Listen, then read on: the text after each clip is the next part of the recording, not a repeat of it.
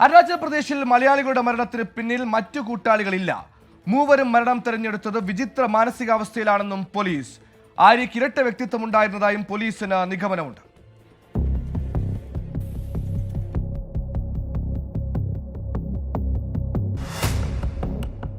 മൂവരുടെയും email ഐഡികളിലെയും mobile ഫോണിലെയും ആശയവിനിമയങ്ങൾ കണ്ടെത്തിയ ശേഷമാണ് ഈ നിഗമനത്തിലേക്ക് പോലീസ് എത്തിയത്. നവീൻ ഇത്തരം ചിന്തകളിൽ വിശ്വസിച്ചിരുന്നു. ലോകാവസാനത്തെക്കുറിച്ച് ഇയാൾ എപ്പോഴും വാദിച്ചിരുന്നു.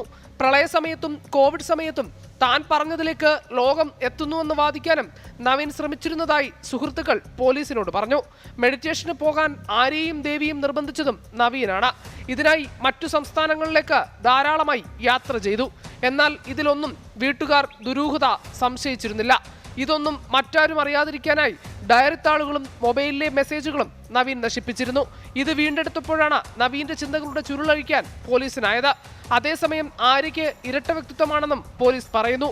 ഇവരോട് ആശയവിനിമയം നടത്തിയ ഡോൺ ബോസ്കോ എന്ന ഇമെയിൽ വിലാസം ആര്യയുടെ തന്നെയെന്ന് പോലീസ് സ്ഥിരീകരിച്ചു. ഇതിലേക്ക് അയച്ച മെസ്സേജുകളുടെ ഉടമയും ആര്യ തന്നെയായിരുന്നുവെന്നാണ് പോലീസ് നിഗമനം. 24 തിരുവനന്തപുരം.